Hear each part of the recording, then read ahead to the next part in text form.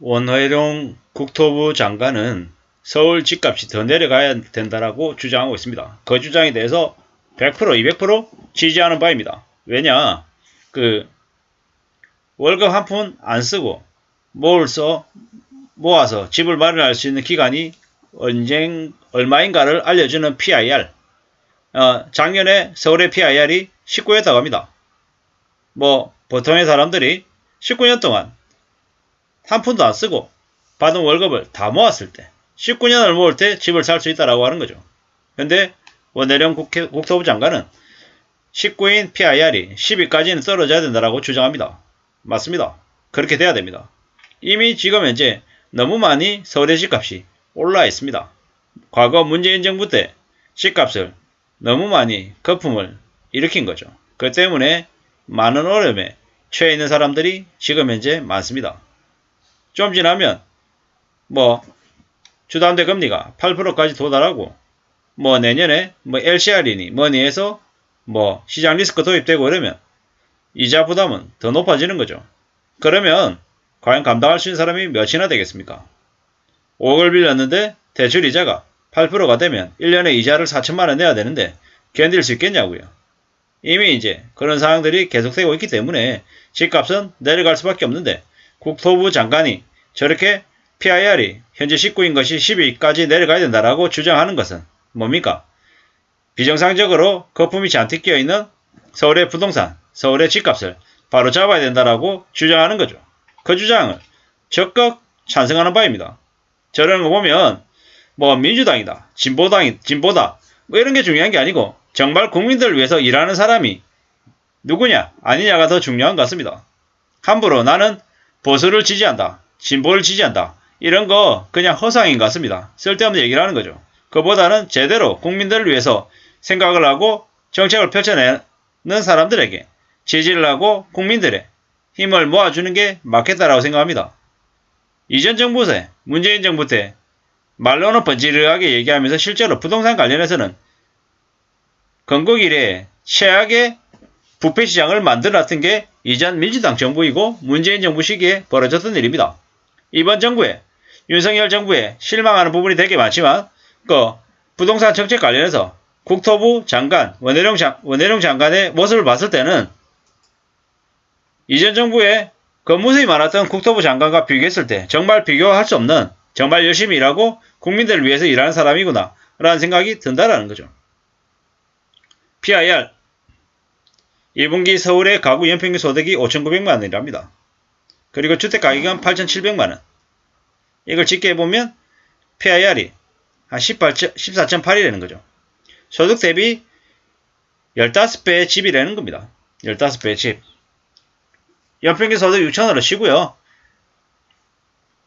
만약에 주택가격이 6억이다 라고 하면 PIR이 소득 대비 10배인 거죠.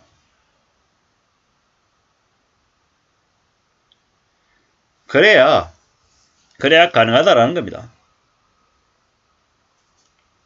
참 저렇게 사람들이 소득을 감안해서 살 수 있는 집값으로 내려와야 된다라고 저는 말씀드리고 싶은 거죠.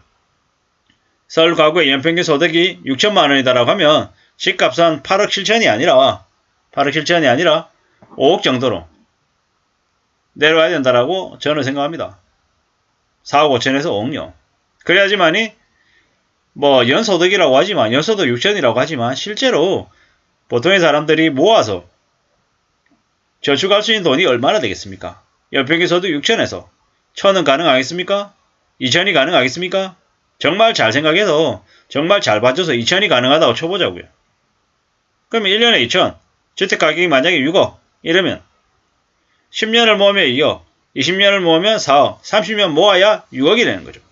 절대로 연평균 6천만원 소득인 가구가 6억짜리 집을 사는 게 결코 만만한 일이 아니다라는 거죠. 근데 집값이 저렇게 많이 높다라고 얘기하는 건 사실 좀 비정상이라고 봐야 되는 거죠. 서울에서 집을 살려면 월급을 한 푼도 쓰지 않고 15년 가까이 돈을 벌어야 된다. 너무 무리죠.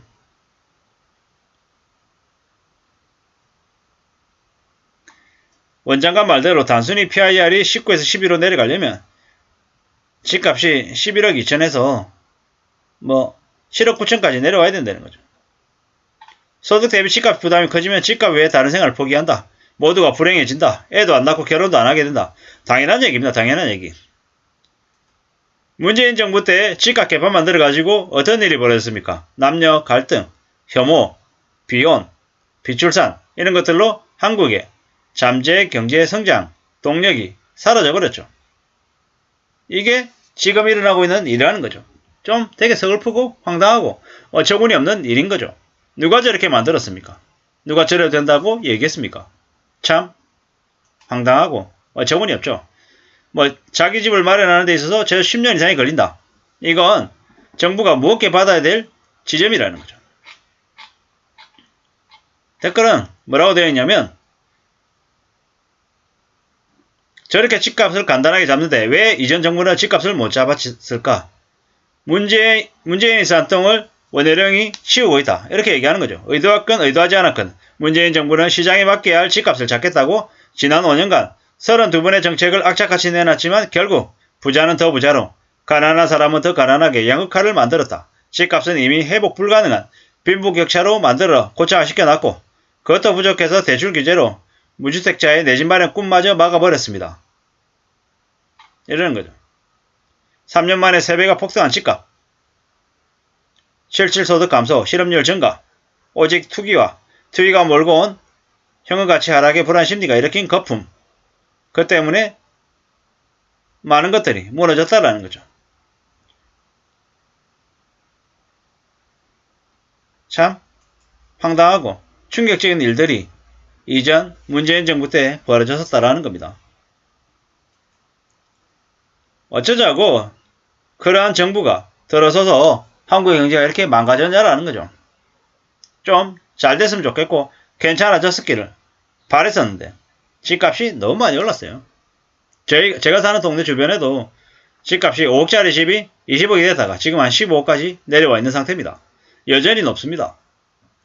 그 높은 가격에서 반토막이 아니라 60% 70%가 내려야 예전 가격으로 내려갈 것 같은데요. 아마도 올 연말이면 2019년 가격 그리고 내후년이면 대략 2015년 가격 내년에 2017년 가격 내후년에 2015년 가격까지 내려갈 수 있겠다라는 의견들이 많습니다. 생각보다 뭐 주변에 뭐 부동산 거래가 많이 급감했습니다. 그 때문에 뭐 지금 경매장도 많이 찬바람이 분다고 하는데요. 아마도 집값은 우리가 생각하는 그 수준보다 더 많이 내려갈 걸로 보여집니다. 당장이 아니라 1년, 3년, 4년 뒤에 정말 평생 거주할 집, 그리고 노후를 대비할 만한 집을 잘 따져보고 살 궁리를 해야 될 것 같습니다. 그러기 위해서는 어떻게든 빚이 아니라 현금에 의지할 수 있는 우리의 자세와 태도가 필요하지 않겠냐라는 생각을 해봅니다. 이상입니다.